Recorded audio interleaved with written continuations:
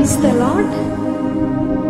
యేసుక్రీస్తు అతి శ్రేష్టమైన నామంలో హార్ట్ కనెక్ట్ అనే ఈ పేజ్ ద్వారా మిమ్మల్ని అందరినీ కలవడాన్ని బట్టి నేను దేవుణ్ణి స్తుతిస్తున్నాను. బాగున్నారా అండి? గత నెల నుంచి ఈ పేజ్ ద్వారా అనేక మంది ఏమైనా సేవకురాళ్ళు దేవుని యొక్క వాక్యాన్ని ఈ పేజ్ ద్వారా అందిస్తున్నారు. మరి ముఖ్యంగా ఈ యొక్క ఆలోచన కలిగి ఈ ప్రోగ్రామ్ని నడిపిస్తున్న సిస్టర్ ఒలీవా ఊహా గారికి మరియు దైవ సేవకులు సైమన్ గారికి నా హృదయపూర్వకమైన వందనాలు. దేవుడు మిమ్మల్ని ఇంకా విశేషంగా బహుగా వాడుకోవాలని నేను ప్రార్థిస్తున్నాను. ఈ సమయంలో ఈ దినం ప్రత్యేకంగా ఈ పేజ్ ద్వారా మిమ్మల్ని అందరినీ నేను కలవడాన్ని బట్టి నేను సంతోషిస్తున్నాను. దేవుని యొక్క మహా కృపను బట్టి మీరు క్షేమంగా ఉన్నారని నేను నమ్ముతున్నాను. బాగున్నారు కదండి? హల్లెలూయా. నా పేరు Deevena Santosh. Way to heaven ministries పరిచర్యలో మేము దేవుని పరిచర్య చేస్తున్నాం. ఈ సమయంలో కొన్ని నిమిషాలు దేవుని వాక్యాన్ని మీతో పంచుకుంటాను. దానికంటే ముందు ఒక పాట పాడి వినిపిస్తాను. నాతో కలిసి పాడటానికి ప్రయత్నించండి. మనం యేసే ప్రేమని ఎంత చెప్పినా తక్కువే. ఇంత అంత అని చెప్పి మనం కొలవలేము యేసే ప్రేమని. ఎందుకంటే ఆకాశం భూమి గతించిపోయినా ఆయన ప్రేమ గతించిపోదు. ఆయన ప్రేమ తరగదు. ఇలాంటిది అలాంటిది అని ఆయన ప్రేమ కోసం ఏమన్నా చెప్పాలనుకుంటే ఎంత చెప్పినా తరగదు. ఒకరోజు రాత్రి నేను యేసే ప్రేమ గురించి అలా ఆలోచించుకుంటున్నాను. ఆయన నా పట్ల చూపించిన ప్రేమ ఎంతో గొప్పది. వ్యక్తిగతంగా నేను యేసే ప్రేమని ఎంతో అనుభవించాను. నేను ఎప్పుడు ఎవరి దగ్గర చేతులు చాపకుండా, ఎవరికి చెయ్యెత్తి దండం పెట్టకుండా, ఎవరి వైపు నా చేతులు చాపకుండా యేసయ్య నన్ను అట్టి రీతిగా ప్రేమించాడు. నాకేం కావాలో అవన్నీ ఆయన అనుగ్రహించేవాడు. అందుకే నేను ఆ రోజు రాత్రి ఈ మాటలతో ఒక పాట రాసుకున్నాను. ఇంతని అంతని ఎంత చెప్పినా నీ ప్రేమ కొలవలేని యేసయ్య. ఇలాంటిది అలాంటిదని చెప్పినా ఎంత చెప్పినా నీ ప్రేమ తరగది యేసయ్య. నన్ను ఎంతో ప్రేమించావు, నేను నిన్నెంతో ప్రేమిస్తాను. అవును కదండి? మనం ఎవరి దగ్గర చేతులు చాపనవసరం లేదు. నీకు ఏ అవసరం ఉన్నా యేసే దగ్గరికి వెళ్ళి యేసయ్య నాకు ఇది కావాలి అని చెప్తే ఆయన వెంటనే ఇచ్చే మంచి దేవుడు. అలాంటి మంచి దేవుణ్ణి మనం కలిగి ఉన్నాం. నన్ను అడగండి, మీకు ధారాళంగా ఇస్తాను అంటున్నాడు దేవుడు. ఎవరి దగ్గరికి వెళ్ళి మనం చేతులు చాపనవసరం లేదు. ఎవరికి చెయ్యెత్తి దండం కూడా పెట్టనవసరం లేదు. అందుకే మన చేతుల్ని దేవుణ్ణి ప్రేమించడానికే ఉపయోగించాలి, చప్పట్లు కొట్టడానికి ఉపయోగించాలి. మన చేతులెత్తి ప్రతిదినం ఉదయమే ఆయనకి నైవేద్యాన్ని అర్పించాలి. హల్లెలూయా. మన మనవులు ఎవరికి తెలియచేయనవసరం లేదు. ఎవరి యొద్ద నేను మొర్ర పెట్టకుండా, ఎవరిని సహాయం వేడకుండా అంతలా నన్ను ప్రేమించిన యేసయ్యకి నా పెదవులతో స్తుతులన్నీ యేసయ్యకే చెల్లిస్తాను.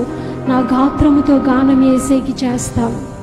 ఏదో జరుగునని కలవరం లేకుండా, ఎప్పుడు నేను కృషించిపోకుండా, ఎవరికి దేనికి భయపడకుండా నన్ను ఉంచిన యేసయ్య, ప్రేమించిన యేసయ్య, నా దేహముతో మహిమంతా నీకేనయ్యా, నీ సన్నిధిలో నాట్యం చేతునయ్యా అని పాట పాడుతూ దేవుణ్ణి స్తుతిందాం. నాతో కలిసి రెండోసారి పాడటానికి ప్రయత్నించండి.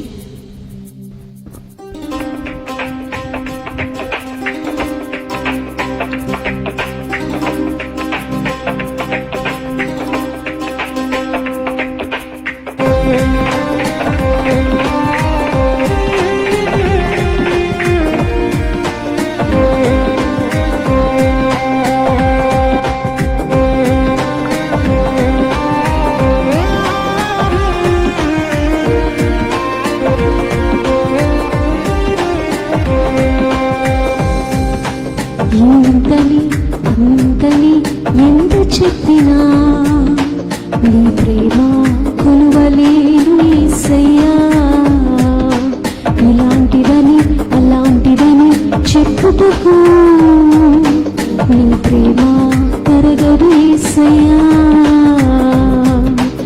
ఇంతని అంతని ఎంత చెప్పినా నీ ప్రేమ తరగదు యేసయ్యా. ఇలాంటిదని అలాంటిదని చెప్పుటకు నీ ప్రేమ తరగదు యేసయ్యా.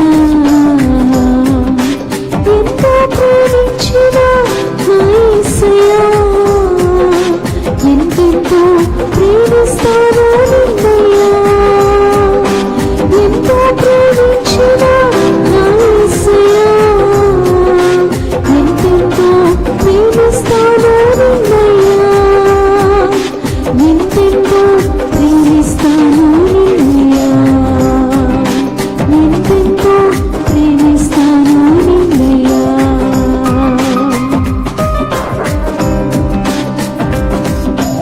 ఎవరి వద్ద చేతులు కట్టి నిలబడకుండా, ఎవరికి చెయ్యెత్తి దండం పెట్టకుండా, ఎవరి వైపు చేతులు చాపకుండా, నన్ను ఉంచిన యేసయ్యా, ప్రేమించిన యేసయ్యా, నా చేతుల చప్పట్లు నీకేనయ్యా, చేతులెత్తి నైవేద్యం చేతునయ్యా.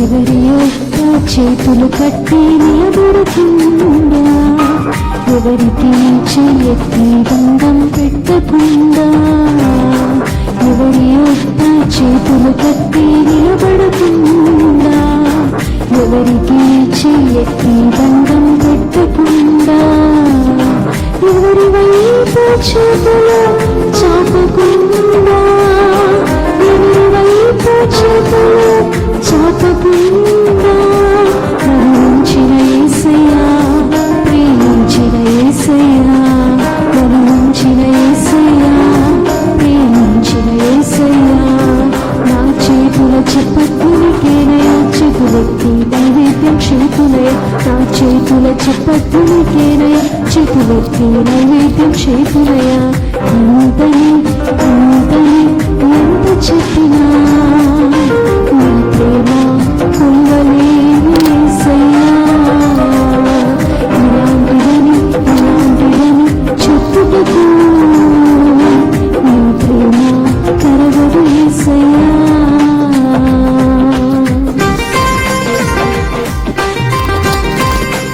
ఎవరికి నా మనవును తెలియచేయకుండా, ఎవరి యొక్క నేను మొర్ర పెట్టకుండా, ఎవరిని సహాయం వేడకుండా, నన్ను మించిన యేసయ్యా, ప్రేమించిన యేసయ్యా, నా పదవుల స్థుతులన్నీ నీకేనయ్యా, గాత్రముతో గానం చేతులయ్యా.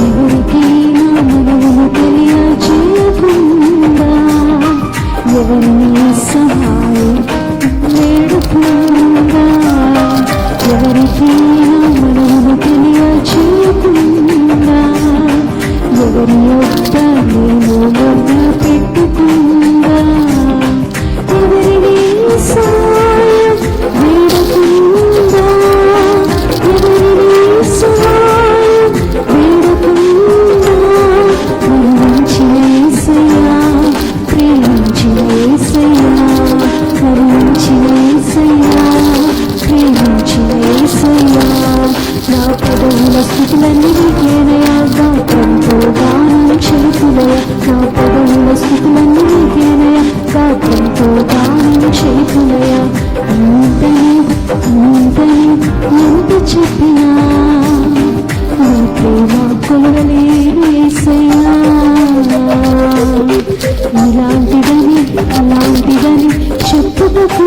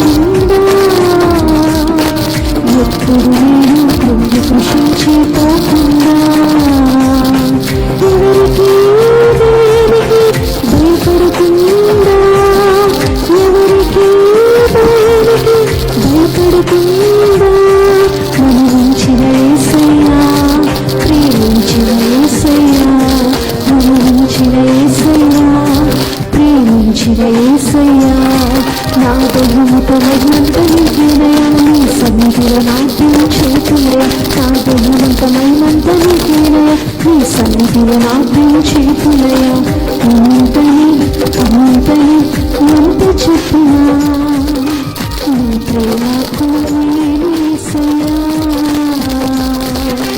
అలాంటిదని అలాంటిదని చెప్పుటకు నీ ప్రేమ తరగదు యేసయ్యా ఎంతో ప్రేమించిన నా యేసయ్యా ఎంతెంతో ప్రేమిస్తానన్నయ్యా ఎంతో ప్రేమించిన నా యేసయ్యా ఎంతెంతో ప్రేమిస్తానన్నయ్యా ఎంతెంతో ప్రేమిస్తాను ఎంతెంతో ప్రేమిస్తాను ఎంతెంతో ప్రేమిస్తాను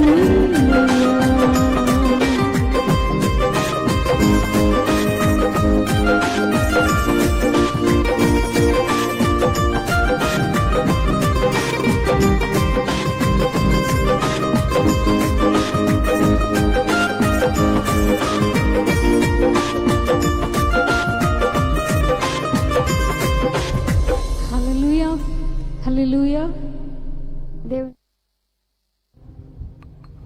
హల్లెలూయా దేవుని నామానికి మహిమ కలుగును గాక. ఈ సమయంలో కొన్ని నిమిషాలు దేవుడు వాక్యాన్ని మీతో పంచుకుంటాను. వాక్యాన్ని బోధించే ముందు ఒక్క నిమిషం ప్రార్థన చేసుకుందాం. తలలు వంచండి. చిన్న ప్రార్థన. యేసయ్యా వందనాలు తండ్రి, స్తోత్రాలు ప్రభువా. అయ్యా ఈ సమయంలో, ఈ మంచి సమయంలో తండ్రి నిన్ను ఆరాధించటానికి, నిన్ను స్తుతించటానికి, నీ పాదాల దగ్గర కూర్చొని నీ బోధ వినడానికి మంచి సమయాన్ని ఇచ్చినందుకు వందనాలు ప్రభువా. నాతో మాతో అందరితో మీరు మాట్లాడండి అయ్యా తండ్రి.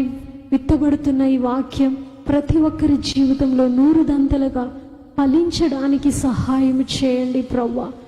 అయ్యా తండ్రి, నువ్వు ఏమీ మాట్లాడాలనుకుంటున్నావు అయ్యా దాని విషయమై మీరు మాట్లాడమని అడుగుతున్నాను. పరిశుద్ధాత్ముడా రండి, పరిశుద్ధాత్ముడా నన్ను మీ స్వాధీనంలోకి తీసుకోండి. పరిశుద్ధాత్ముడా మీరు మాట్లాడమని మమ్మల్ని మీ చేతులకు అప్పగిస్తూ యేసు నామములో అడుగుచున్నాం తండ్రి, ఆమేన్.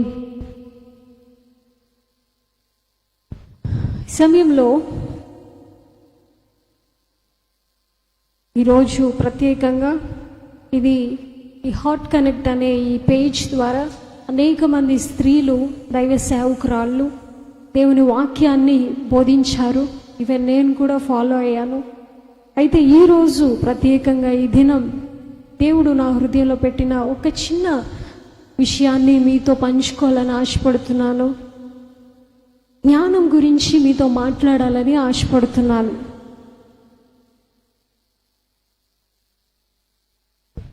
జ్ఞానం అన్నది ప్రతి వ్యక్తికి చాలా అవసరమైనది. జ్ఞానం లేకపోతే ఈ భూమి మీద మనం బ్రతికిన మనల్ని బుద్ధిహీనులుగా, అజ్ఞానులుగా, చాలా చులకనగా మనల్ని చూస్తారు. ఈ లోకం కూడా జ్ఞానం కావాలని, మనిషికి జ్ఞానం కావాలని ఆశిస్తుంది. దేవుడు కూడా బైబిల్లో రాయించాడు, జ్ఞానం చాలా ప్రాముఖ్యమైనది. ప్రతి వ్యక్తికి జ్ఞానం చాలా ప్రాముఖ్యమైనది. జ్ఞానం లేకపోతే ఒక జీవితాన్నైనా, ఒక కుటుంబాన్నైనా కట్టాలంటే జ్ఞానం ఎంతో ప్రాముఖ్యం. ఒకవేళ ఆ జ్ఞానమే లేకపోతే మన జీవితాన్ని కట్టుకోలేము కదా, మన కుటుంబాన్ని కూడా కట్టలేము. అందుకే సామెతల గ్రంథం 14వ అధ్యాయం 1వ వచనంలో రాయబడి ఉంది, జ్ఞానవంతురాలు తన ఇల్లు కట్టును, మూఢురాలు తన చేతులతో తన ఇల్లు ఊడబెరుకును. జ్ఞానం కలిగిన స్త్రీ ఏం చేస్తుందంటే ఇంటినంట చక్కబెట్టుకుంటుందంట. మన వాడుక భాషలో జ్ఞానవంతురాలు ఇంటిని చక్కబెడుతుంది, మూర్ఖురాలు ఇంటిని నాశనం చేసుకుంటుంది. జ్ఞానం ఎంతో ప్రాముఖ్యమైంది. జ్ఞానం లేకపోతే మనం ఇంటిని చక్కబెట్టలేము. ఈ భూమి మీద దేవుడు మనకిచ్చిన గుడారం ఏంటి అంటే మన శరీరం. ఈ గుడారంలో, ఈ భూమి మీద ఉన్నంత వరకు ఈ గుడారంలో మనం ఉండాల్సిందే. ఈ మన జీవితాన్ని కట్టుకోవాలన్నా మనకి జ్ఞానం చాలా ప్రాముఖ్యమైంది.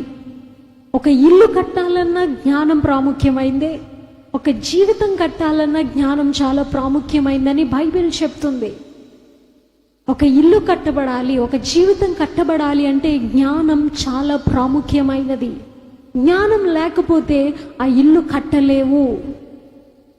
జ్ఞానం లేకపోతే మూర్ఖురాలు అయితే, అంటే బుద్ధిహీనురాలు అయితే, జ్ఞానం లేని దానివైతే నువ్వు ఇల్లు కట్టుకోలేవు. మన జీవితం సరి అయినదిగా కట్టబడాలన్నా, మన ఇల్లు కట్టబడాలన్నా స్త్రీలకి కావలసిన ప్రాముఖ్యమైంది ఏంటి అంటే జ్ఞానం. ఈ లోకం ఏం చెప్తుందంటే జ్ఞానం అంటే ఎలాంటి డెఫినిషన్ ఇచ్చిందంటే గ్యాదరింగ్ ఇన్ఫర్మేషన్. జ్ఞానం అంటే హ్యావింగ్ లాట్స్ ఆఫ్ నాలెడ్జ్, లేకపోతే హ్యావింగ్ లాట్స్ ఆఫ్ ఇన్ఫర్మేషన్. అన్నిటి గూర్చిన సమాచారం నీకు తెలిస్తే లోకం ఏమంటదంటే నువ్వు జ్ఞానవంతుడివి, జ్ఞానవంతురాలివి అంటది. లేకపోతే నీకు అన్నిటి గురించి తెలిస్తే, నీకు చాలా నాలెడ్జ్ ఉంటే నువ్వు జ్ఞానవంతుడివి, జ్ఞానవంతురాలు అని లోకం చెప్తుంది. కానీ నిజానికి జ్ఞానం అంటే అది కాదు. What is wisdom? బైబిల్ పరంగా విజ్డమ్ అంటే ఏంటి? Wisdom does not mean knowledge. Wisdom does not mean gathering information. But what is wisdom? జ్ఞానం అంటే ఏంటి? It means the application of knowledge with divine power to the reshaping of life, transforming attitudes, transforming behavior into righteousness. జ్ఞానం అంటే మన జీవితాన్ని, మన వైఖరిని, మన ప్రవర్తనని, మన నడవడికని, మన చేష్టల్ని నీతిగా మార్చుకోవడమే జ్ఞానం. మన జీవితంలో, మన జీవితాన్ని, మన బ్రతుకుని నీతిలోకి మార్చడమే జ్ఞానమని బైబిల్ చెప్తుంది. లోకం ఏం చెప్తుందంటే నీకు అన్నిటి గురించి తెలిసి, if you gather lots of information, అదే జ్ఞానం అని చెప్తుంది లోకం. కానీ బైబిల్ ఏం చెప్తుందో తెలుసా? నీ జీవితాన్ని, అపవిత్రమైన నీ జీవితాన్ని పవిత్రతలోకి మార్చుకోవడమే జ్ఞానం అని బైబిల్ చెప్తుంది. హల్లెలూయా, హల్లెలూయా. ఈ రోజుల్లో అలాంటి జ్ఞానం కావాలి.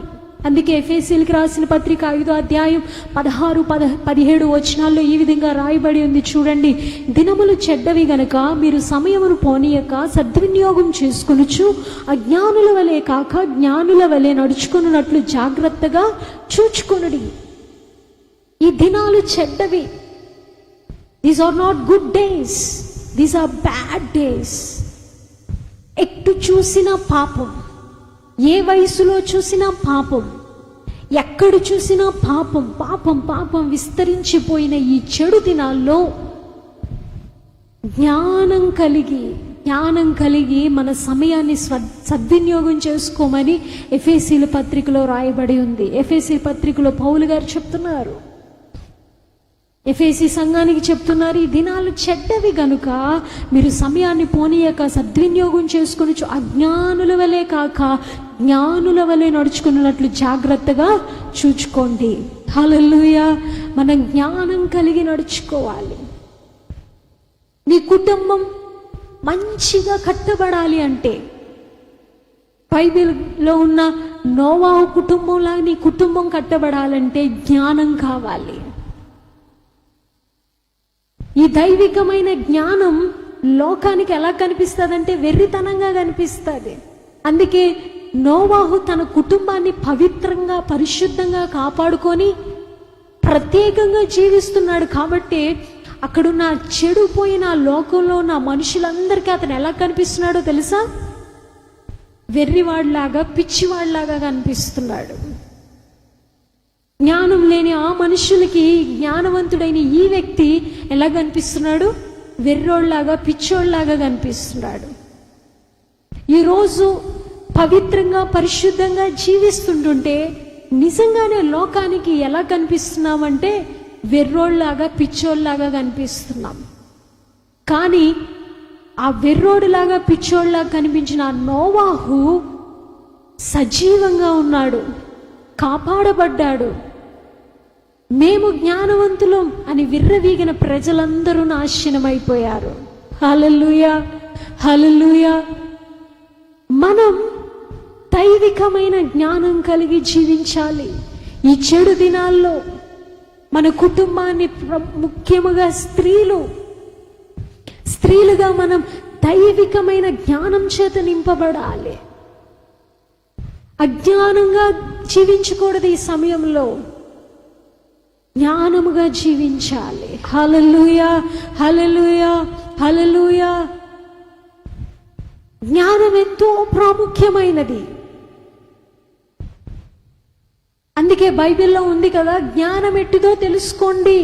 సామెతల గ్రంథం 8వ అధ్యాయం 5వ వచనంలో ఉంది, జ్ఞానం లేని వారులారా జ్ఞానం ఎట్టిదైనది తెలుసుకోండి. జ్ఞానం ఎలాంటిదో తెలుసుకోండి. ఎలాంటిదంట? అదే సామెతల గ్రంథం 8వ అధ్యాయం 11వ వచనంలో ఉంది, జ్ఞానం ముత్యముల కన్నా శ్రేష్టమైనది, విలువ గల సొత్తు లేవియు దానితో సాటి కావు. జ్ఞానం ఎంత గొప్పదో చూడండి. ముత్యముల కన్నా, నువ్వు బోళ్ళంత బంగారం కొనేసుకొని దాచుకుంటావు చూసారా, ఆ బంగారము కంటే విలువైనదంట ఈ జ్ఞానం. ముత్యములన్నిటికంటే శ్రేష్టమైంది ఈ జ్ఞానం. అందుకే ఈ జ్ఞానాన్ని మనం పొందుకోవాలి, ఈ జ్ఞానాన్ని మనం అమర్చుకోవాలి, ఈ జ్ఞానాన్ని మనం సంపాదించుకోవాలి. అందుకే రెండో పేతురుకు రాసిన పత్రికలో 5వ అధ్యాయం 1, 6, 7 వచనాల్లో అంటాడు కదా పేతురు గారు, మన విశ్వాస జీవితంలోనంట మనం కొన్ని అమర్చుకోవాలంట. చూడండి, మనం ఇల్లు కొనుక్కున్న తర్వాత, లేదా ఒక ఇల్లు కట్టుకున్నాం అనుకోండి, ఒక ఇల్లు కొనుక్కున్నాం అనుకోండి, ఏం చేస్తాం? ఆ ఇంట్లోకి ఏం కావాలో అవన్నీ అమర్చుకుంటాం కదా. చక్కగా మంచం, ఫ్రిడ్జ్, ఇంకా ఆ ఇంట్లో కావలసిన వస్తువులన్నీ అమర్చుకుంటాం. అలాగే మనం దేవుణ్ణి నమ్మి దేవుణ్ణి విశ్వసించిన తర్వాత మనం కూడా ఏం చేయాలంటేనంట, కొన్ని విషయాల్ని అమర్చుకోవాలంట. అందులో జ్ఞానం ఒకటి. జ్ఞానాన్ని అమర్చుకోండి. అందులో రాయబడి ఉంటుంది, మీ సద్గుణమందు జ్ఞానమును అమర్చుకోండి. జ్ఞానాన్ని అమర్చుకోవాలి, గుణం అమర్చుకోవాలి, గుణంతో పాటు జ్ఞానాన్ని అమర్చుకోవాలి. అంతేకాదు, ఎఫెసీయులకు రాసిన పత్రిక 5:15 అంటాడు కదా, జ్ఞానుల వలె నడుచుకోండి. జ్ఞానాన్ని అమర్చుకోవాలి, జ్ఞానుల వలె మనం నడుచుకోవాలి. ఒక కుటుంబం కట్టబడాలంటే, ఒక జీవితం కట్టబడాలంటే, ఈ రోజుల్లో జ్ఞానం లేక అజ్ఞానులుగా ప్రవర్తిస్తూ వారి జీవితాల్ని నాశనం చేసేసుకుంటున్నారు. ఈ దైవికమైన జ్ఞానం లేక. అయ్యో, నాకు జ్ఞానం లేకపోవడం ఏంటండి? అవును, జ్ఞానం ఉంది నీకు. బైబిల్లో చూస్తే జ్ఞానం బైబిల్లో 4 రకాలైన జ్ఞానాలు కనిపిస్తున్నాయి. ఆ 4 రకాలైన జ్ఞానాల్లో నువ్వు ఏ జ్ఞానం కలిగి ఉన్నావో ఈరోజు పరీక్షించుకో. నువ్వు ఎలాంటి జ్ఞానం కలిగి ఉంటే నీ కుటుంబం మంచిగా కట్టబడుతుంది. ఈరోజు నేర్చుకుందాం. చూడండి, యాకోబుకి రాసిన పత్రిక 3వ అధ్యాయం 13 నుంచి 17 వచనాలు చదువుతాను, జాగ్రత్తగా వినండి. మీ బైబిల్స్ తెరిచి చూడండి. యాకోబుకి రాసిన పత్రిక 3వ అధ్యాయం 13వ వచనం నుంచి 17వ వచనం. మీలో జ్ఞాన వివేకము గలవాడై తన యోగ్య ప్రవర్తన వలన తన క్రియలను కనపరచవలెను. అయితే మీ హృదయములో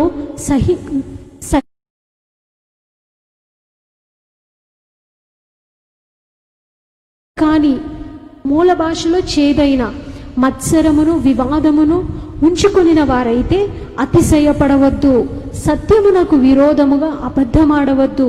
ఈ జ్ఞానం పైనుండి దిగి వచ్చినది గాక భూ సంబంధమైనదియు ప్రకృతి సంబంధమైనదియు దెయ్యముల జ్ఞానము వంటిదియునై ఉన్నది.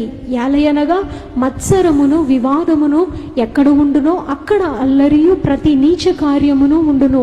అయితే పైనుండి వచ్చు జ్ఞానం మొట్టమొదట పవిత్రమైనది, తరువాత సమాధానకరమైనది, మృదువైనది, సులభముగా లోబడినది, కనికరముతోనూ మంచి ఫలములతోనూ నిండుకొనినది, పక్షపాతమైనను వేషధారణైనను లేనిదియునై ఉన్నది. బైబిల్లో 4 రకాలైన జ్ఞానాలున్నాయి. ఒకటి భూ సంబంధమైన జ్ఞానం, ప్రకృతి సంబంధమైన జ్ఞానం, దెయ్యాల జ్ఞానం. భూ సంబంధమైన జ్ఞానం, ప్రకృతి సంబంధమైన జ్ఞానం, దెయ్యాల జ్ఞానం, పైనుండి వచ్చిన జ్ఞానం. ఈ భూ సంబంధమైన ప్రకృతి సంబంధమైన దెయ్యాల జ్ఞానం దేనితో నిండుకొని ఉందంటే మత్సరం, వివాదం, అతిశయం, అబద్ధం, అల్లరి, ప్రతి నీచ కార్యాలతో కూడినదే ఈ జ్ఞానం. ఈ రోజుల్లో అందరూ ఈ జ్ఞానాన్ని చూసుకొని నేను చాలా జ్ఞానవంతురాల్ని అనుకుంటున్నారు. ఈ భూ సంబంధమైన ప్రకృతి సంబంధమైన దెయ్యాల జ్ఞానం ఏంటి అంటే, ఆ జ్ఞానం కలిగిన వారికి ఏముంటుందంటే మొట్టమొదటిగా వారికి మత్సరం అంటే అసూయ. ఎవరిని చూసినా అసూయ పడుతూ ఉంటారు. వారికంటే కొంచెం బాగుంటే అసూయ, వారికంటే కొంచెం ఉన్నతమైన స్థానంలో ఉంటే అసూయ, వార్వలేనితనం, జెలస్, తట్టుకోలేవు. ఒకరు బాగుంటే నువ్వు దేవుణ్ణి స్తుతించే మనసు కాదు. ఈ భూ సంబంధమైన జ్ఞానంలో ఉన్న మొదటి లక్షణం అసూయ. అసూయ అంటండి సామెతల గ్రంథం 14వ అధ్యాయం 30వ వచనంలో ఉంది, ఎముకలకి కుళ్ళు. ఈ మత్సరం ఎముకలకి కుళ్ళు. నిజమే, ఈరోజు అనేక రకమైన అనారోగ్యాలు దేహంలో ఎందుకు వచ్చేస్తున్నాయో తెలుసా? అసూయ. ఒకరు చూస్తే నువ్వు సంతోషించగలుగుతున్నావా? ఒకరిని బట్టి నువ్వు సంతోషించగలుగుతున్నావా? వారు బాగుంటే నువ్వు తట్టుకోలేవు, వారికి ఏమన్నా ఉంటే ఓర్చుకోలేవు, వార్వలేవు. ఈ బుద్ధి ఎక్కడి నుంచి వచ్చిందంటే ఈ భూ సంబంధమైన జ్ఞానం, ఈ ప్రకృతి దెయ్యాల సంబంధమైన ఈ జ్ఞానం. ఇలాంటి జ్ఞానం మనకొద్దు. ఇంకొకటి వివాదం, గొడవలు. ఎక్కడైతే ఈ భూ సంబంధమైన దెయ్యాల ప్రకృతి సంబంధమైన జ్ఞానం ఉంటుందో అక్కడ గొడవలు ఉంటాయి. సమాధానాన్ని కోరరు, వాళ్ళు గొడవని కోరతారు. ఒకరిని ఒకరు ఎప్పుడు విరోధంగానే చూస్తూ ఉంటారు. ఇంకొకటి గర్వం, భయంకరమైన గర్వం ఉంటుంది. ఆ గర్వం ఈ భూ సంబంధమైన జ్ఞానంలో నుండి వచ్చేదే. అబద్ధం. ఈరోజు చూడండి, యవనస్తులు ఎంత జ్ఞానం ఉపయోగిస్తారో, తల్లిదండ్రుల దగ్గర నుంచి వారు చేస్తున్న తప్పుని కప్పిపుచ్చుకోవడానికి ఎంత జ్ఞానం ఉపయోగిస్తారు. తీరా వాళ్ళు అనుకుంటారు నేను ఎంత జ్ఞానవంతున్నా, ఎంత జ్ఞానవంతురాలు, అందుకే మా అమ్మ చేతిలో నుంచి మా నాన్న చేతిలో నుంచి తప్పించుకున్నాను. అబద్ధాలు చెప్పి తప్పించేసుకుని అది జ్ఞానం అనుకోవద్దు. అది భూ సంబంధమైన ప్రకృతి సంబంధమైన జ్ఞానం. ఇది నిన్ను చివరికి పతనానికి తీసుకొని వెళ్ళిపోతుంది, నరకానికి తీసుకొని వెళ్ళిపోతుంది. నీ జీవితాన్ని పతనం చేసేసే జ్ఞానం ఇది. ఈ జ్ఞానం చూసుకొని నేను జ్ఞానవంతురాల్ని, నా ఇల్లుని కట్టేసుకోగలను, నా జీవితాన్ని కట్టేసుకోగలను అనుకుంటున్న స్త్రీలు ఎంతోమంది ఉన్నారు. ఈ ప్రకృతి, భూ సంబంధమైన, ఈ శరీర సంబంధమైన ఈ జ్ఞానం నిన్ను చివరికి నాశనానికి ఇచ్చుకొని పోతుంది. చివరికి నిన్ను పతనానికి తీసుకొని వెళ్ళిపోతుంది. ఆ జ్ఞానం అనుకోద్దు. చివరిగా ఆ జ్ఞానంలో ఏముంటుందంటే అల్లరి, ప్రతి నీచ కార్యం, నీచమైన పనులు. నీచమైన పనులంటే ఈవెన్ ఆ నీచమైన పనులు చేయడానికి సిగ్గుపడరు. అది తప్పుగా కూడా ఊహించరు వాళ్ళు. నేను నా డిగ్రీ పూర్తి చేసుకున్న తర్వాత నేను మిషనరీగా జార్ఖండ్ అనే ఒక రాష్ట్రానికి వెళ్ళాను. జార్ఖండ్, ఆ లోపల జార్ఖండ్లోని పందేని అనే ఒక ట్రైబల్ ఏరియాకి వెళ్ళాను. అక్కడ ఒక 4 నెలలు నేను దేవుని సువార్త ప్రకటించాను. అది చాలా భయంకరమైన ప్రాంతం. అక్కడ మాల్టోస్ అనే ట్రైబ్స్ నివసిస్తారు. ఆ ప్రాంతంలో దేవుని సువార్త ప్రకటించడానికి నా డిగ్రీ కంప్లీట్ అయిన తర్వాతే నేను అక్కడికి వెళ్ళాను మిషనరీగా. ఈవెన్ అక్కడ అది ఎలాంటి భయంకరమైన స్థలం అంటే, కనీసం మాకు కొన్ని మంచినీళ్ళు కావాలన్నా మేము ఒక 120 కిలోమీటర్స్ ప్రయాణం చేసి మళ్ళీ ఆ ప్రాంతం నుంచి బయటకు వస్తే కానీ మాకు మంచినీళ్ళు కూడా దొరకవు. అలాంటి ప్రాంతంలో మాల్టో అనే ఒక తెగ, ఒక ట్రైబ్ పీపుల్ జీవిస్తున్నారు. వాళ్ళు ఎంత అజ్ఞానులంటే, ఒక టీనేజ్ వచ్చేసరికి, ఒక 12 సంవత్సరాలు వచ్చిన తర్వాత ఆ యవనస్తుడు ఎంత వయసు అమ్మాయితో అయినా పాపం చేసినా తప్పు కాదది, వాడి ఇష్టం. పాపం చేసినా తప్పు కాదు. నేను అది విన్నప్పుడు షాక్ అయిపోయాను. ఈవెన్ అది తప్పు అని చెప్తే అది తప్పేంటి? ఈవెన్ ఆ నీచ కార్యం వారికి తప్పుగా అనిపించట్లేదు. ఎందుకంటే వారికి ఉన్న జ్ఞానం ఏంటంటే దెయ్యాల జ్ఞానం, భూ సంబంధమైన జ్ఞానం, ప్రకృతి సంబంధమైన జ్ఞానం. ఈ జ్ఞానం నువ్వు పాపం చేస్తున్నా అది పాపమే కాదు, అది నీచ కార్యం కాదు అని చెప్తాది. మంచిది అన్నట్టే చెప్తాది.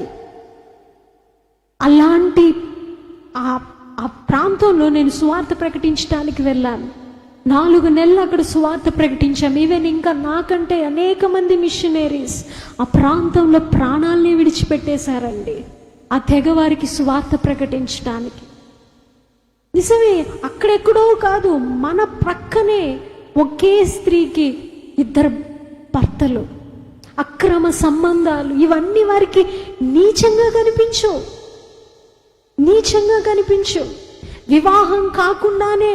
వివాహం చేసుకోకుండానే అక్రమ సంబంధాలతో ఎంతమంది జీవించట్లేదు. అది వారికి పాపంగా అనిపించదు. ఎందుకంటే వారికి ఉన్న జ్ఞానం ఏంటి అంటే దెయ్యాల జ్ఞానం, ప్రకృతి సంబంధమైన జ్ఞానం, ఈ భూ సంబంధమైన జ్ఞానంతో వారు ఉంటారు కాబట్టి వారికి అది నీచంగా అనిపించదు. కానీ ఈ జ్ఞానం చివరికి మనల్ని ఎక్కడికి తీసుకెళ్ళిపోతుంది అంటే పతనానికి తీసుకెళ్ళిపోతుంది, భయంకరమైన ఆ నరక యాతనలోనికి తీసుకెళ్ళిపోతుంది, నీ జీవితాన్ని పాడు చేసేస్తుంది. మనం అలాంటి జ్ఞానాన్ని కలిగి ఉండకూడదు. పరలోక సంబంధమైన జ్ఞానం, ఆ పై నుండి వచ్చిన జ్ఞానం అంటండి ఎంత గొప్ప జ్ఞానమో చూడండి. ఆ జ్ఞానాన్ని మనం అమర్చుకోవాలి. చూడండి, యాకోబుకి రాసిన పత్రిక 13వ అధ్యాయం 13 నుంచి 17 వచనాల్లో ఆ పై నుండి వచ్చిన జ్ఞానంలో ఉన్న లక్షణాలు మీతో పంచుకుంటాను. ఆ పై నుండి వచ్చిన జ్ఞానంలో ఉండే మొట్టమొదటి లక్షణం ఏంటో తెలుసా? పవిత్రత. జ్ఞానములో, పరలోకం నుండి వచ్చే జ్ఞానంలో ఉన్న మొదటి లక్షణం పవిత్రత. మన పంచేంద్రియాల్లో పవిత్రత ఉండాలి. మన పంచేంద్రియాలు ఎన్ని చెప్పండి? 5 పంచేంద్రియాలు: చూపు, మాట, వినికిడి, వాసన, స్పర్శ. మన మాటలు పవిత్రంగా ఉండాలి, మన చూపులు పవిత్రంగా ఉండాలి, మన వినికిడి పవిత్రంగా ఉండాలి, మనం పీల్చే వాసన పవిత్రంగా ఉండాలి, మన స్పర్శ పవిత్రంగా ఉండాలి. మన దేహం పవిత్రంగా ఉండాలని దేవుడు కోరుకుంటున్నాడు. He needs holiness because our God is holy. ఆయన పవిత్రుడు, ఆయన పరిశుద్ధుడు. ఏ మచ్చ, డాగు, కలంకం అట్టిది ఏది లేకుండా పవిత్రంగా ఉన్న దేవుడు మనం పవిత్రంగా ఉండాలని కోరుకుంటున్నాడు. మన మాటలు పవిత్రంగా ఉండాలి. నీ నోటి నుండి ఎలాంటి మాటలు వస్తున్నాయి? బూతులు, వ్యర్థమైన సంభాషణ, చెడు మాటలు. నువ్వు ఎలాంటివి చూస్తున్నావు? నీ చూపు పవిత్రంగా ఉందా? ఎలాంటివి వింటున్నావు? పవిత్రమైనవి వింటున్నావా? నీ వాసన పీల్చేది నువ్వు పవిత్రమైనవి పీలుస్తున్నావా? నేను నేపాల్ దేశానికి మిషనరీగా వెళ్ళినప్పుడు అక్కడ నేను ఒక భయంకరమైన దృశ్యాన్ని చూశాను. నన్ను ఎంతో కలవరపరిచిన దృశ్యం ఏంటి అంటే, 8-7 సంవత్సరాల చిన్న చిన్న పిల్లలు ఒక ద్రవ్యం ఒక గుడ్డలో వేసుకొని దాన్ని పీలుస్తూ ఉంటున్నారు. అది మత్తునిస్తుందంట, అది పీలుస్తూ ఉంటే మత్తునిస్తుందంట.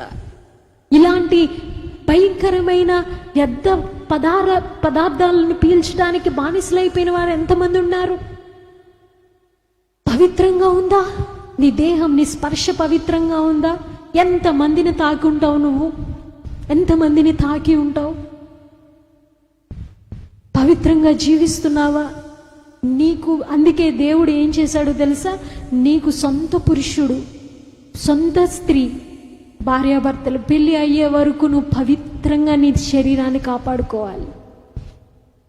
ఎవరిని తాకకూడదు.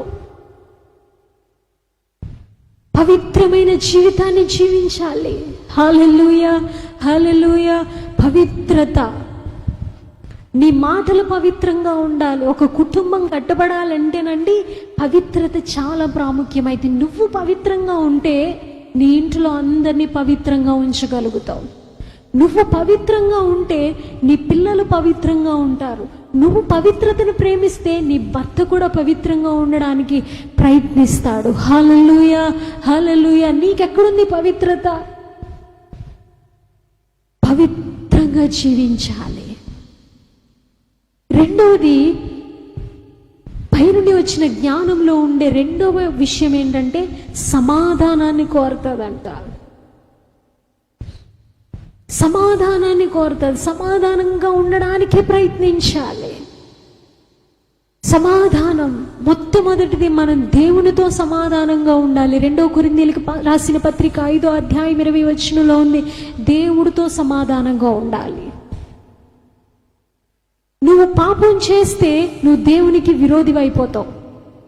పాపం దేవునికి నీకు వైరాన్ని కలుగు చేస్తుంది. ఆజ్ఞ అతిక్రమమే పాపం. దేవుడిచ్చిన ఆజ్ఞను అతిక్రమిస్తే పాపం. ఆ పాపం నీకు దేవునికి సమాధానం లేకుండా చేసేస్తుంది. నువ్వు ముందు దేవుడితో సమాధానంగా ఉండాలి. రెండవది, ఒకరితో ఒకరు సమాధానంగా ఉండాలి. 1 దశలోనికీయులకు రాసిన పత్రిక 5వ అధ్యాయం 13వ వచనంలో ఉంది, ఒకరితో ఒకరు సమాధానంగా ఉండండి.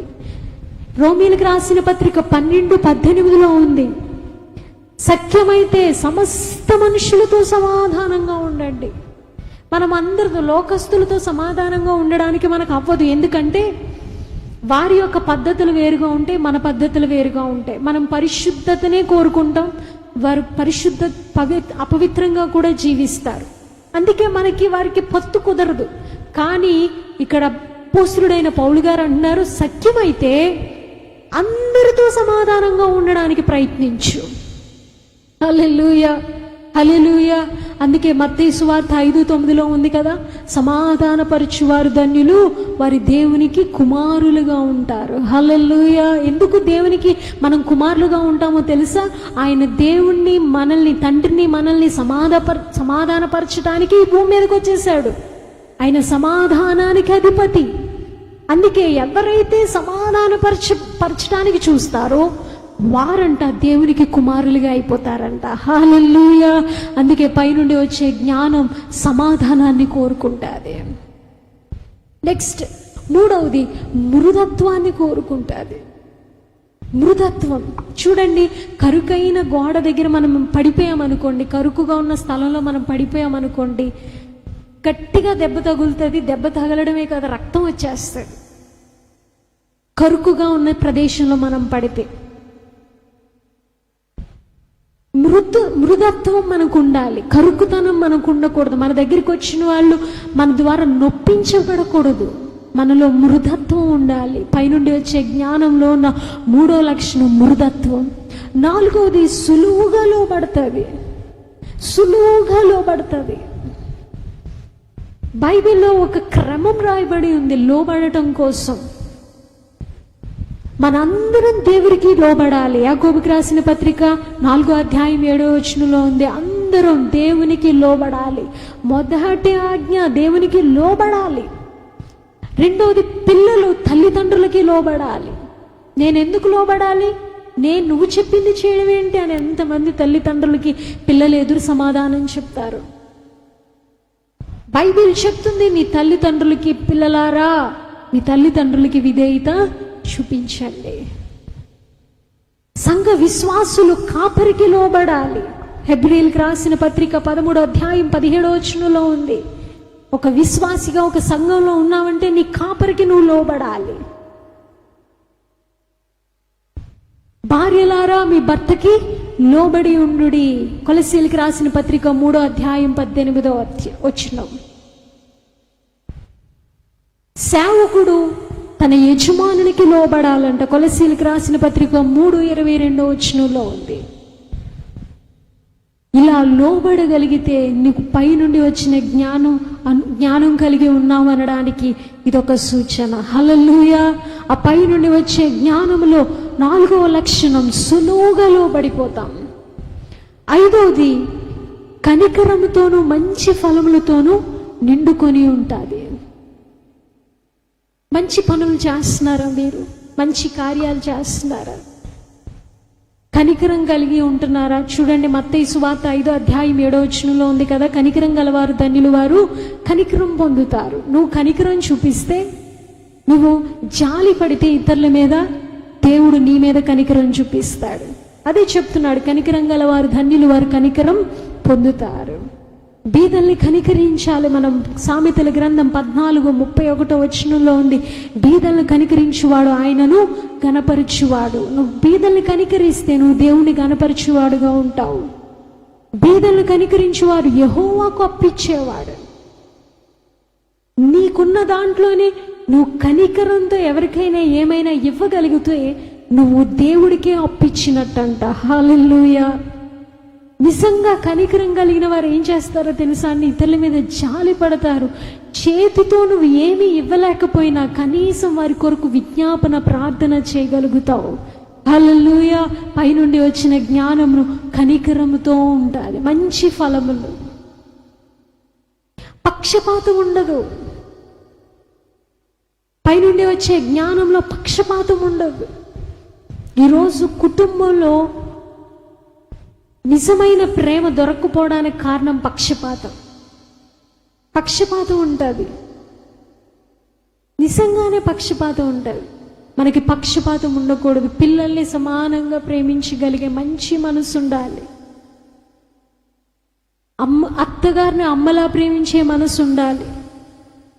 కోడల్ని కూతురులా ప్రేమించే మనసు ఉండాలి. అలా ఉన్నప్పుడు ఆ కుటుంబం ఎంత సంతోషంగా ఉంటుందో కదా. చూడండి, రిబకా ఏం చేసింది? చిన్న కొడుకును బాగా ప్రేమించింది. తండ్రి ఏమో పెద్ద కొడుకును బాగా ప్రేమించాడు. ఆ కుటుంబంలో ఏమైపోయింది? కలహాలు. కుటుంబం మంచిగా కట్టబడాలంటే అందులో పక్షపాతం ఉండకూడదు. 7వది, పైనుండి వచ్చిన జ్ఞానంలో వేషధారణ ఉండదు. నటించరు. నటన జీవితం ఎక్కువైపోయింది ఈ రోజుల్లో. నటించేస్తున్నారు. యాక్టింగ్. సినిమా యాక్టర్స్ యాక్ట్ చేయడం కాదు, నిజ జీవితంలో కూడా అందరూ నటించేస్తున్నారు. దేవుడి దగ్గర నటించేస్తున్నావు, భర్త దగ్గర నటించేస్తున్నావు, భార్య దగ్గర నటించేస్తున్నావు, కుటుంబం ముందు నటించేస్తున్నావు. వేషధారుల యొక్క జీవిత అంతం ఎలాగైపోతుందంటే భయంకరంగా అయిపోతుందంటండి. వేషధారణ ఉండకూడదు. దేవుడి దగ్గర నువ్వు నటించుకో, నీ భర్త దగ్గర నువ్వు నటించుకో. అలా ఉండగలిగితే, ఈ లక్షణాలు ఉంటే జీవితం ఒక మంచి అందమైన జీవితంగా కట్టబడతాది. అందరూ నిన్ను చూసి హర్షించే విధంగా నీ జీవితం కట్టబడతాది. అందరూ అబ్బా ఈ కుటుంబం ఒక పరలోకంలా ఉంటుందని చూసి ఆనందించే కుటుంబంగా కట్టబడతాది. ఆ పై నుండి వచ్చిన జ్ఞానం నాకు కావాలి ప్రభువా. అవును, ఈ రోజుల్లో అందరూ ఈ భూ సంబంధమైన ప్రకృతి సంబంధమైన ఈ దెయ్యాల జ్ఞానముతో నింపబడిపోయి, అటు దేవుని పిల్లలు కాదండి, దేవుని పిల్లలుగా పేరు పిలువబడుతున్న మనం కూడా ఈ దెయ్యాల జ్ఞానం చేత నింపబడి కలహాలు, క్రోధం, అసూయ, నీచమైన పనులు చేయడానికి కూడా దిగజారిపోతున్నాం. ఈరోజు ఈ వర్తమానం వింటున్న నువ్వు నిజంగానే ఆ దైవికమైన జ్ఞానం చేత కట్టబడాలని ఆశపడితే దేవుణ్ణి అడుగు. ఆయన అన్నాడు కదా యాకోబు పత్రికలో, నీకు జ్ఞానం కొదువుగా ఉంటే నన్ను అడుగు, నీకు నేను ధారాళంగా దయచేస్తాను. ఈ జ్ఞానం ఎలా పొందుకోగలుగుతాం? జ్ఞానాన్ని ఎలా పొందుకోగలుగుతాం? ఎలా మనకు వస్తుంది జ్ఞానం అంటే? జ్ఞానం అంటండి ఊరికినే వచ్చేది. జ్ఞానం నాకు ఎలా వస్తుంది అంటే, చూడండి మత్తయి సువార్త 7వ అధ్యాయంలో ఒక ఉపమానం రాయబడింది. జ్ఞానవంతుడు ఏం చేస్తాడంట? A wise man, he listens and he'll do that. వింటాడు, విని దాని ప్రకారం జీవిస్తాడు. బుద్ధిహీనుడు ఏం చేస్తాడంటేనంట, ఒక బుద్ధిమంతుడు ఒక బుద్ధిహీనుడు ఇద్దరు ఉన్నారు. బుద్ధిమంతుడు ఏం చేశాడంటే, అతని ఇల్లు బండ మీద కట్టుకున్నాడు. వరద వచ్చింది, వాన వచ్చింది, కానీ అతని ఇల్లు స్థిరంగా ఉంది. బుద్ధిహీనుడు కూడా ఇల్లు కట్టుకున్నాడు. అతని ఇల్లు ఏమైపోయిందో తెలుసా? వాన వచ్చింది, వరద వచ్చింది, అతని ఇల్లు పడిపోయింది. ఎందుకు ఈ బుద్ధిమంతుడి ఇల్లు స్ట్రాంగ్గా నిలబడిందో తెలుసా? అతను విన్నాడు, విని దాని ప్రకారం జీవించాడు. బుద్ధిహీనుడు ఏం చేశాడో తెలుసా? విన్నాడు కానీ దాని ప్రకారంగా జీవించలేదు. జ్ఞానవంతులకు ఉండే లక్షణం ఏంటంటే, జ్ఞానాన్ని మనం అమర్చుకోవాలంటే ఏం చేయాలంటే, విని విడిచిపెట్టేవారంగా కాకుండా దేవుని వాక్యాన్ని విన్నాక దాని ప్రకారం జీవించడానికి కృషి చేయాలి. అలా జీవించడానికి ప్రయత్నించాలి. అలా జీవించడానికి దేవుని యొక్క సహాయాన్ని పొందుకోవాలి. ప్రతిరోజు ఉదయం లేవంగానే నీ దినచర్యలో దేవుని పాదాలు పట్టుకొని వేడుకోవడం ఒక అలవాటుగా చేసేసుకోవాలి. ప్రభువా, ఈ దినం నన్ను జ్ఞానముతో నింపు, ఆ దైవికమైన జ్ఞానముతో ఈ దినం నా జీవితాన్ని, నా కుటుంబాన్ని నడిపించాలి అని ప్రతి దినం దేవుని సన్నిధిలో నువ్వు మొర్రపెట్టాలి. హల్లెలూయా. అలా మొర్రపెట్టగలిగితే నీ కుటుంబం జ్ఞానవంతురాలు కట్టుకున్న ఇల్లులాగా నీ ఇల్లు స్థిరంగా ఉంటుంది. హల్లెలూయా, హల్లెలూయా. ఆ పై నుండి వచ్చిన జ్ఞానం చేత ప్రతి ఒక్కరూ నింపబడాలి. ఎవరైతే యెహోవా యందు భయభక్తులు కలిగి ఉంటారో వారికి అంటండి జ్ఞానం కలుగుతుందంట. చూడండి సామెతల గ్రంథం 8వ అధ్యాయం 10వ వచనం, యెహోవా యందు భయభక్తులు కలిగి ఉండుటే జ్ఞానమునకు మూలం. ఎవరైతే దేవుని యందు భయభక్తులు కలిగి జీవిస్తారో వారు జ్ఞానవంతులుగా ఉంటారు. దేవుడి యందున నీకు భయము, భక్తి ఉందా? భక్తి చేస్తున్నావా? ప్రతిరోజు దేవుని వాక్యం చదువుతున్నావా? ప్రార్థన చేస్తున్నావా? దేవుడికి నీకు అంటూ ఒక సమయం ఉందా? ప్రతిరోజు దేవునితో నీకు ఒక సమయం ఉందా? అలా లేనప్పుడు నీకు జ్ఞానం ఎలా కలుగుతుంది? ఆ పరలోక జ్ఞానం చేత నువ్వు నింపబడాలంటే దేవుడు పాదాల దగ్గరికి నువ్వు రావాలి. దేవుడు పాదాల దగ్గర కాస్త సమయం గడపాలి. ఆయన పాదాల దగ్గర కూర్చుంటే ఆయన నీకు విస్తారమైన జ్ఞానముతో నిన్ను నింపేస్తాడు. నీ కుటుంబాన్ని కట్టుకునే జ్ఞానాన్ని నీకు ఇచ్చేస్తాడు. నీ జీవితాన్ని కట్టే జ్ఞానాన్ని ఇస్తాడు.